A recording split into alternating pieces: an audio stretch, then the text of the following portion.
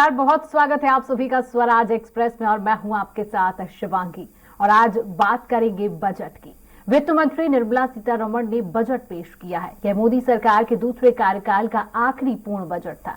ऐसे में निर्मला सीतारमण ने टैक्स कटौती समेत तमाम बड़े ऐलान किए। अब 7 लाख रुपए तक की सालाना आय पर कोई टैक्स नहीं लगेगा। इतना ही नहीं, निर्मला सीतारमण ने महिलाओं और वरिष्ठ नागरिकों को बड़ी सौगात दी है। महिला सम्मान बचत पत्र योजना शुरू करने का ऐलान किया गया। इसके अलावा किसानों, युवाओं और छात्रों के लिए बड़े ऐलान किए गए। निर्मला सीतारमण ने कहा कि यह अमृत काल का पहला बजट है। उन्होंने कहा कि भारत की अर्थव्यवस्था सही दिशा में चल रही है और सुनहरे भविष्य की ओर अग्रसर है। निर्मला सीतारमण ने कहा कि दुनिया ने भारतीय अर्थव्यवस्था को चमकता हुआ सितारा माना है। दुनिया में भारत का कद बढ़ा है।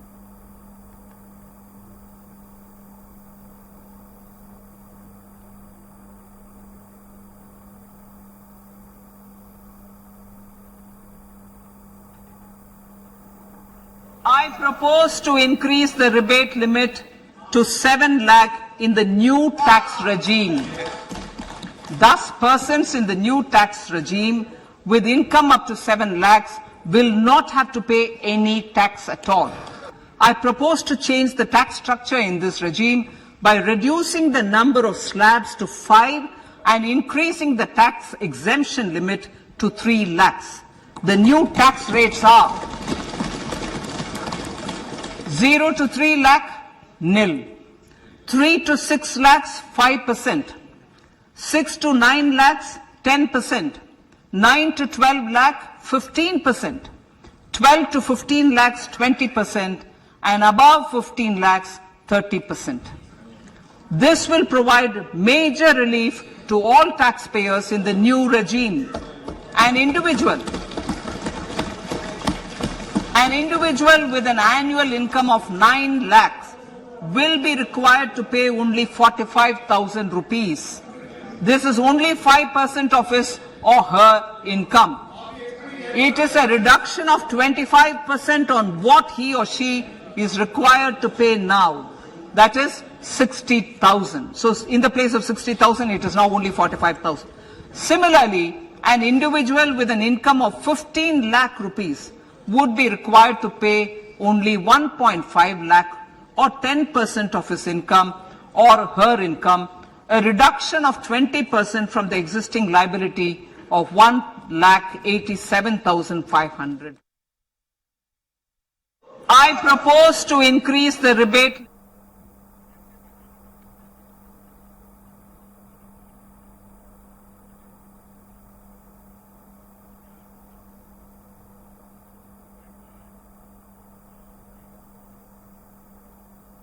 तो आज इसी विषय पर हम चर्चा करेंगे। हमारे साथ अर्थशास्त्री जी डॉक्टर देवेंद्र विश्वकर्मा जी जुड़ चुके हैं। देवेंद्र जी, आपका बहुत स्वागत है स्वराज एक्सप्रेस में। देवेंद्र जी, वित्त मंत्री निर्मला सीतारमण ने आज देश का आम बजट पेश किया है, इसको आप किस तरीके से देखते हैं? देखिए, बहुत ही अच्छा बजट है और ये बजट भारत के आर्थिक और सामाजिक विकास को मजबूती करेगा। वैश्विक पटल पर भारत स्पष्ट तौर पर दिख रहा है और आने वाला समय भारत का है, निश्चित रूप से बजट में दिख रहा है। देखिए, सबसे बड़ी बात मैं ये करना चाहता हूँ कि भारत की जनसंख्या में 50% महिलाओं का बहुत बड़ा योगदान है और आज मैं गर्व के साथ कह सकता हूँ कि भारत की माननीय राष्ट्रपति महिला हैं और जो बजट पेश करने वाली वो भी महिला थी। और आज मैं जिस चैनल पे बैठा हूँ, आपके सामने बैठा हूँ और आप भी एक महिला हैं। निश्चित रूप से आज भारत के आर्थिक और सामाजिक विकास में महिलाओं का बहुत बड़ा योगदान है और ये आने वाले समय के लिए बहुत ही अच्छी चीज भारत में है। देखिए, मैं एक प्रश्न मैं आपसे करना चाहता हूँ, पूरे देश से करना चाहता हूँ। जो लोग बोल रहे हैं कि भारत में भूखमरी है, बताइए कहीं भूख से कोई मर रहा है क्या? आप कहीं भी कोई न्यूज नहीं देखेंगे कि कोई भूख से मर रहा है। रोजगार की समस्या लोग बोल रहे हैं, समस्या है, बिल्कुल मैं मानता हूं, लेकिन राष्ट्रीय मुद्दा नहीं है। ये रोजगार की समस्या कोई राष्ट्रीय मुद्दा नहीं है। जो लोग पढ़ लिख कर आगे आ रहे हैं वो रोजगार मांग रहे हैं, उनको कुछ समय के बाद रोजगार मिल रहा है, वो प्राइवेट सेक्टर की ओर जा रहे हैं, वो अपना बिजनेस खड़ा कर रहे हैं, वो आत्मनिर्भर बन रहे हैं। तो इसलिए कोई रोजगार की भी कोई बड़ी समस्या इस देश के अंदर नहीं है। जो महंगाई की बात की जा रही, मैं फिर आपको बताना चाहूंगा, देखिए महंगाई के दोनों पहलू हैं, ठीक है। अर्थव्यवस्था के लिए महंगाई बहुत अति महत्वपूर्ण भी है जब महंगाई बढ़ती है तो लोगों को उसका अच्छा दाम मिलता है। कोई भी प्रोडक्ट बनता है उसके अगर वो महंगा होता है तो उनको तो अच्छा दाम मिलता है निश्चित रूप से। और पर कैपिटल इनकम भी देश की बढ़ रही है, और जब पर कैपिटल इनकम देश की बढ़ेगी तो देश की इनकम भी तो बढ़ेगी ना। इस ओर भी हमको ध्यान देना पड़ेगा ही। तो निश्चित रूप से बजट अंतिम व्यक्ति का बजट भी है, देश के उद्योगों का बजट भी है, ग्रामीण विकास का भी बजट है, महिलाओं का बजट है, युवाओं का बजट है और आने वाले भारत का बजट है। देवेंद्र जी, आपने महिलाओं की बात करी, मैं महिलाओं की बात को ही लेकर आपसे सवाल करूंगी। जो आम वर्ग की महिलाएं हैं, जो निम्न वर्ग की महिलाएं हैं, जो गृहिणी होती हैं, उनकी इस आम बजट को लेकर आज बहुत खासा उम्मीदें देखी जा रही थी। बात भी की महिलाओं से, उनका ये अधिकतर मानना था कि जो रसोई गैस के दाम है इसमें कमी की जाएगी, लेकिन ऐसा कुछ भी होता हुआ नजर नहीं आया। देवेंद्र जी, देखिए, आर्थिक इतिहास भारत का देख लीजिए, वो केवल भारत का, विश्व का देख लिए, जो चीज एक बार बढ़ती है वापस कमी बहुत कम होती है। देखिए, एक और महंगाई तो हुई, मैं मानता हूं, लेकिन अंतिम व्यक्ति को भी तो लाभ मिला है ना। कुछ महिलाओं को तकलीफ हुई, लेकिन आप देखिए ग्रामीण ट्राइबल महिलाओं को इससे लाभ भी मिला है, उनको फ्री कनेक्शन भी मिला है, उसका लाभ भी इस देश के अंदर हो रहा है। तो निश्चित रूप से देखिए, सरकार की भी कुछ समस्या है। सरकार जैसे फ्री की रेवड़ी की बात की जा रही है, तो जिनको आवश्यकता है उनको आवश्यकता की पूर्ति कर रहा है, लेकिन सरकार को अपना वित्तीय घाटा भी देखना पड़ेगा। वित्तीय घाटा एक बहुत बड़ा मुद्दा है। अगर सरकार वित्तीय घाटा नहीं देखेगी तो आने वाले समय में भारत की अर्थव्यवस्था पे एक प्रश्न चिन्ह लग सकता है। तो इसलिए मैं मानता हूं कि सरकार ने जो किया वो बहुत अच्छा था, वो भारत की अर्थव्यवस्था को मजबूत बनाने वाला था, वो महिलाओं को भी इससे लाभ हुआ है। देखिए, एक तरफ आप ये बात करी, दूसरी तरफ आप देखिए स्वयं सहायता समूह में महिला कितना काम कर रही हैं। आज हमारे महिलाओं को रोजगार मिल रहा है, महिला घर से निकलकर कॉलेज जा रही है, कॉलेज के बाद उनको एम्प्लॉयमेंट मिल रहा है और वो घर की अर्थव्यवस्था में बहुत बड़ा योगदान दे रही है, देश की अर्थव्यवस्था में बहुत बड़ा योगदान दे रही है। देखिए, सबसे अच्छी बात मैं बताता हूं, कोविड काल के समय देखिए आंगनवाड़ी में हमारी महिलाओं ने कितना बड़ा काम किया है ना। वो हेल्थ के सेक्टर में आगे बढ़ रही है, वो एजुकेशन के सेक्टर में आगे बढ़ रही है, वो इकोनॉमी के सेक्टर में आगे बढ़ रही है। इसलिए ये बात बिल्कुल गलत है कि महिलाओं को इस बजट में कुछ नहीं। महिलाओं के लिए इस बजट में बहुत कुछ है, क्योंकि सरकार को मालूम है इस देश की आबादी की 50% महिलाओं को हम नहीं छोड़ सकते। अब महिलाएं इस देश की अर्थव्यवस्था में, समाज व्यवस्था में अपना बहुत बड़ा योगदान दे रही है और उनको देना पड़ेगा।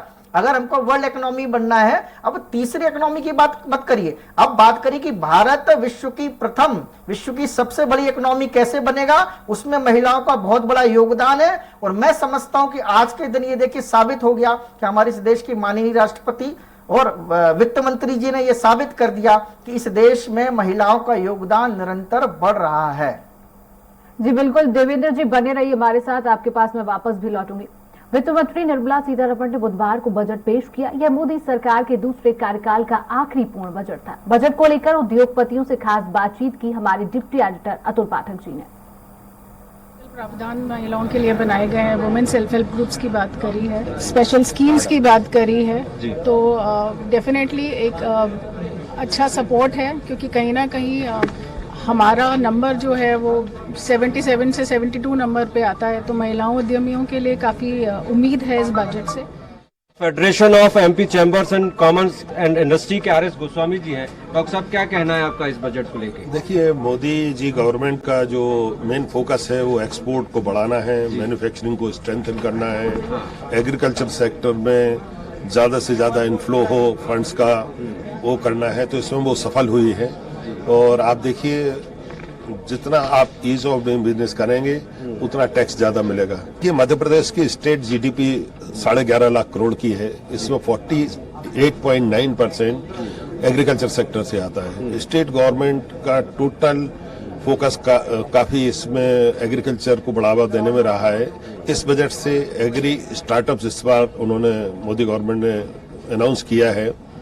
मध्य प्रदेश को इसका बहुत फायदा मिलेगा, क्योंकि एग्री स्टार्टअप्स को पहले लोन नहीं मिलता था, केवल सामान्य स्टार्टअप को मिलता था। रोजगार का जो संकट है, रोजगार की संभावनाएं कैसे बढ़ती हैं इस बजट से? देखिए, मैं आपको बताना चाहूंगा, परसेप्शन वर्सेस रियलिटी बिल्कुल ही डिफरेंट होता है। अभी हमारे समाज में यह अवधारणा है, मीडिया में, समाज में, कि बेरोजगारी बहुत है, लेकिन इसके विपरीत बेरोजगारी नहीं है, स्किल्ड मैन पावर की कमी है। जितना चाहो उतना आप कैपिटल ले सकते हैं बैंक से, लेकिन स्किल्ड मैन पावर नहीं है।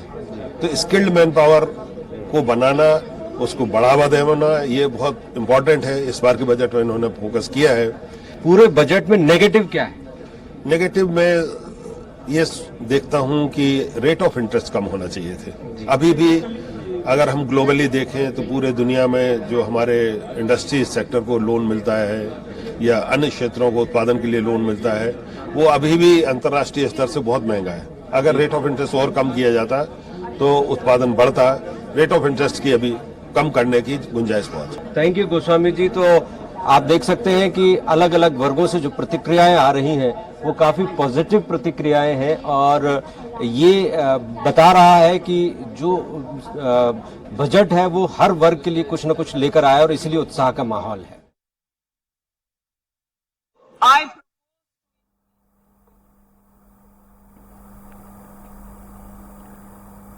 तो देवेंद्र जी हमारे साथ लगातार बने हुए हैं। देवेंद्र जी, अगर हम टैक्स की बात करते हैं, इस बजट की हम बात कर रहे हैं, तो बजट में एक बड़ा ऐलान भी किया गया है कि टैक्स में छूट दी जाएगी। तो इस पर आपकी क्या कुछ प्रतिक्रिया है? जो टैक्स है उसको 5 लाख से बढ़ाकर अब 7 लाख कर दिया गया है। बहुत ही स्वागत योग्य कदम है।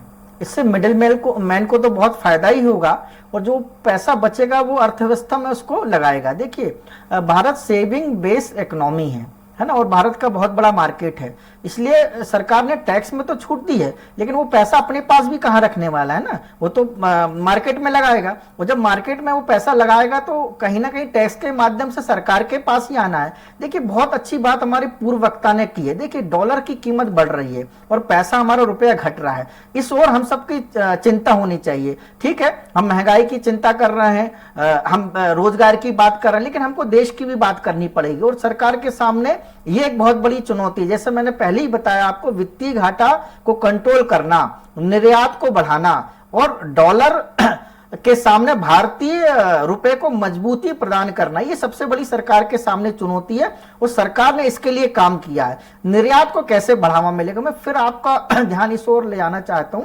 भारत एग्रीकल्चर बेस्ड इकोनॉमी है और जो कृषि आधारित उद्योग है, सरकार को इस ओर और ध्यान देने की आवश्यकता थी, जो मुझे कहीं ना कहीं इस बजट में कमी दिख रही है। अगर हम agriculture based industries rural sector में लगाते, उस सेक्टर में लगाते जहां पैदावार ज्यादा है, तो केवल किसान को फायदा ही नहीं होता, रूरल डेवलपमेंट भी होता और हम निर्यात कर सके। इसलिए सरकार का अब इस ओर ध्यान होना चाहिए कि हम अधिक से अधिक प्रोडक्ट, एग्रीकल्चर प्रोडक्ट को निर्यात कैसे कर रहे हैं, और जब हम निर्यात करेंगे तो हमारे पास फॉरेन करेंसी आएगी, उससे हमारी अर्थव्यवस्था मजबूत होगी। अब मैं एक चीज और यहाँ पे आपको बताना चाहूंगा कि पूर्व वक्ता ने जो एक बहुत ही अच्छी बात की कि जो इंटरेस्ट रेट है इसको कम करना चाहिए। अब किस ओर कम करना चाहिए? देखिए, हाउसिंग की ओर कम करना चाहिए। देखिए, बीच में मनमोहन सिंह के कार्यकाल में हमारी इकोनॉमी तेजी से बढ़ी, उसका बहुत बड़ा कारण था कि होम लोन कम था और इंफ्रास्ट्रक्चर बहुत तेजी से बढ़, कंस्ट्रक्शन हो रहा था, लोगों ने अपना पैसा बिल्डिंग में लगाया, लोगों ने उनका खुद का एक मकान, उन्होंने 2-2, 3-3 मकान लिए, उन्होंने प्लाट खरीदा। तो इससे क्या हुआ कि बहुत तेजी से विकास हुआ है। जब कोई मकान बनता है तो केवल वो मकान बनाने वाले केवल मकान नहीं बनाता है, वो लेबर को रोजगार देता है। आप देखिए, आज से 10 साल पहले एक लेबर को 150 रुपए मिलता था, आज उस लेबर को 500 रुपए मिल रहा है, 800 रुपए मिल रहा है। जो मिस्त्री काम करता है वो 1000 से 1500 रुपए कमा रहा है। देखिए, लोहा उद्योग को फायदा हुआ है और लोहा उद्योग को फायदा हो तो इंडस्ट्रीज डेवलपमेंट हो रही है, सेंटिंग का काम तेजी से हुआ है। पीएम आवास में आपने ये चीज देखी किस तरह एग्रीकल्चर डेवलपमेंट के साथ साथ एग्रीकल्चर के बाद लोगों ने पीएम आवास में काम किया है। तो सरकार को एक प्लेटफॉर्म भी देना पड़ेगा कि किस किस सेक्टर में रोजगार ज्यादा हमको मिल सकता है। इसलिए जब रेट ऑफ इंटरेस्ट की बात की गई तो कुछ सेक्टर में सरकार को रेट ऑफ इंटरेस्ट कम करना पड़ेगा। इंडस्ट्रीज जो लोन होता है निश्चित रूप से उसमें सरकार को विशेष राहत देनी पड़ेगी कि इंडस्ट्रीज ज्यादा से ज्यादा हो, किस सेक्टर में इंडस्ट्रीज हो ये भी देखना पड़ेगा। एक चीज मैं और बताना चाहूंगा कि सरकार को टैक्स कहां लगाना चाहिए। देखिए, ये जो ऑनलाइन बिजनेस हो रहा है, ऑनलाइन फ्लिपकार्ट जैसी कंपनी आ रही है या अलीबाबा जैसी कंपनी देश में आ रही है, इससे हमारे उद्योग को नुकसान हो रहा है। जो डायरेक्ट मार्केटिंग कर रही है वो प्रोडक्ट डायरेक्ट कस्टमर्स तक पहुंचा रही है, वो टैक्स नहीं दे रही है। इस ओर सरकार को मॉनिटरिंग करने की आवश्यकता है, क्योंकि इससे क्या हो रहा है, वो डायरेक्ट कंपनी से माल लेकर वो सीधे व्यक्ति तक पहुंचा रही। जो मिडिल मैन की हमारे यहाँ बात की जाती थी, मिडिल मैन कौन है? ये मिडिल मैन भी तो भारत का नागरिक है ना, उसको भी तो एम्प्लॉयमेंट चाहिए ना, उसको भी तो घर चलाने के लिए पैसा चाहिए ना। लेकिन अब क्या हो रहा है, जो मिडिल मैन का रोजगार जाएगा ये ठीक नहीं है। जो छोटे छोटे दुकान खोल के रखे हुए हैं उनकी भी सरकार को चिंता करनी पड़ेगी। तो ये जो बड़ी बड़ी ऑनलाइन कंपनी है, ऑनलाइन बिजनेस कंपनी है, सरकार को इनकी मॉनिटरिंग करनी पड़ेगी, इन पर ज्यादा टैक्स लगाना पड़ेगा जिससे भारतीय उद्योग बच सके। हमको छोटे छोटे उद्योगों की चिंता करनी पड़ेगी, हमको खुदरा व्यापार की चिंता करनी पड़ेगी। अगर इस देश के अंदर लहसुन, मिर्ची और धनिया भी अगर बड़े उद्योग सस्ते दामों में देने लगे तो फिर छोटे खुदरा व्यापारी कहां जाएंगे। इसलिए सरकार को पूंजीपतियों की चिंता भी करनी पड़ेगी और सरकार को छोटे उद्योगों की भी चिंता करनी पड़ेगी। मुझे लगता है ये बजट में बहुत कुछ ऐसा है। मैं फिर से बात करना चाहूंगा, देखिए अब हम ग्लोबल इकोनॉमी की ओर जा रहे हैं। मैं बार बार इस बात को इसलिए रखता हूं कि भारत के सामने आने वाले 10-20 साल बहुत ही महत्वपूर्ण हैं। हम विश्व की सबसे बड़ी अर्थव्यवस्था बनने जा रहे हैं। क्यों? क्योंकि हमारी जनसंख्या बढ़ रही है। आने वाले कुछ समय बाद की भारत की जनसंख्या चीन से भी अधिक होने वाली है। इसलिए इस जनसंख्या को स्किल, डिजिटल और रूरल डेवलपमेंट की ओर ध्यान देना पड़ेगा। रूरल डेवलपमेंट के विकास में लगाना पड़ेगा। हमको निर्यात अधिक से अधिक करना पड़ेगा। जब हम निर्यात करेंगे तो विदेशी करेंसी हमारे पास आएगी। हमको भारत में इतना अच्छा प्लेटफॉर्म देना पड़ेगा उद्योगपतियों को, उद्योग को। और मैं यहाँ पूंजीपति की बात नहीं करूंगा, या मिक्स इकोनॉमी की बात करूंगा। सरकार को भी अपने कर्तव्य और दायित्वों का पालन करना पड़ेगा, उद्योगों को भी अपने कर्तव्य और दायित्वों का पालन करना पड़ेगा। अंतिम व्यक्ति को नुकसान ना हो। ऐसा ना हो कि भारत का पैसा पूरा पूंजीपति ले जाएं। ऐसा ना हो कि फॉरेन डायरेक्ट इन्वेस्टमेंट के आने से देश का पैसा विदेशी कंपनी विदेश में ले जाए। इस बात की सरकार को चिंता करनी पड़ेगी। भारत का पैसा भारत के विकास में कैसा लगे, भारत का पैसा जी, आपने रूरल डेवलपमेंट की एक बात कही, रूरल डेवलपमेंट को कैसे बढ़ाया जाए। अगर हम रूरल डेवलपमेंट की हम बात करते हैं तो वहां पर रोजगार के जो साधन है वो बहुत कम होते हैं। तो सरकार को इसके लिए क्या कुछ प्रयास करने चाहिए कि जो रूरल जो एरिया है उनको डेवलप किया जा सके। देखिए, रूरल मार्केटिंग की ओर हमको ध्यान देना पड़ेगा। देखिए, भारत में पहले क्या था, मेला चलता था, है ना, ग्रामीण बाजार, साप्ताहिक बाजार थे, ये कुछ कम हुए हैं। तो इसलिए सरकार को रूरल मार्केटिंग की ओर ध्यान देना पड़ेगा। रूरल सेक्टर में जो क्लस्टर होता है, जो नेशनल हाईवे से लगी ग्राम पंचायत हैं, वहां पे दुकानें बनानी चाहिए और उनको मासिक मार्केटिंग सिस्टम को डेवलप करना चाहिए। अगर ऐसा सरकार करती है तो जो वहां का युवा, वहीं उनको एम्प्लॉयमेंट मिलेगा। सबसे बड़ी बात मैं पुनः कहना चाहता हूं कि देखिए, भारत एग्रीकल्चर बेस्ड इकोनॉमी है। इस एग्रीकल्चर को इंडस्ट्रीज की आवश्यकता है। अगर इसको इंडस्ट्रीज मिल जाती है, एक समय प्याज की कीमत 80 रुपए रहती है और एक समय उस किसान को प्याज खेत में ही खत्म करना पड़ता है, जलाना पड़ता है। यह स्थिति नहीं आना चाहिए। उस प्याज का और हम क्या उपयोग कर सकते हैं, उस प्याज को हम विदेश में कैसे बेच सकते हैं, वहां इंडस्ट्रीज कैसे डेवलप हो सकती हैं, इस बात की हमको चिंता करनी पड़ेगी। ये सरकार का काम है कि उस प्याज का सही मूल्य किसान को मिल जाए, उस प्याज की सही उपयोगिता हो जाए, उस सरकार को टैक्स भी मिले। मैं ये भी चाहता हूं। जी देवेंद्र जी, बने रहिए हमारे पास, मैं आपके साथ वापस लौट रही हूँ। केंद्रीय वित्त मंत्री निर्मला सीतारमण ने वित्त वर्ष 2023-24 का आम बजट पेश कर दिया। उत्तराखंड बीजेपी प्रदेश अध्यक्ष ने भी कार्यकर्ताओं के साथ प्रदेश मुख्यालय में बजट को सुना, जिसके बाद उन्होंने बजट को सर्वसमावेशी बजट करार दिया है। उन्होंने कहा कि बजट में गरीब से लेकर मध्यम वर्ग का खास ख्याल रखा गया है। राज्य के लिहाज से भी उन्होंने इस बजट को महत्वपूर्ण बताया है। उन्होंने कहा कि राज्य में मोटे अनाज की पैदावार खास तौर पर होती है और इस बजट में मोटे अनाज के लिहाज से राज्य को बेहद फायदा मिलने जा रहा है। पर्यटन के लिहाज से भी यह बजट उत्तराखंड के लिए काफी लाभकारी है। नरेंद्र मोदी जी के मार्गदर्शन में वित्त मंत्री श्रीमती सीतारमण जी ने सर्वस्पर्शी सर्वसमावेशी बजट प्रस्तुत किया है। बजट में गरीब एवं मध्यम वर्ग के लोगों के लिए जरूरत के सामान पर विशेष छूट दी गई है और उसके बाद ही अधिक स्लैब दिए, जिसके कारण टैक्स में बहुत बड़ी संख्या में लोगों को लाभ मिलेगा। मोटे अनाज को लेकर उसे श्री अन्न योजना नाम देकर, और मैं कहता हूँ उत्तराखंड मोटे अनाज के लिए एक बड़ा अपना स्थान रखता है, उसके लिए विशेष प्रावधान किया गया है और पर्यटन के लिए विशेष बैठकों की व्यवस्था की गई है, तीर्थाटन की व्यवस्था की गई है, जिसका लाभ उत्तराखंड राज्य को प्राप्त होगा। तो वक्त एक छोटे से ब्रेक का, देखते रहिए स्वराज एक्सप्रेस।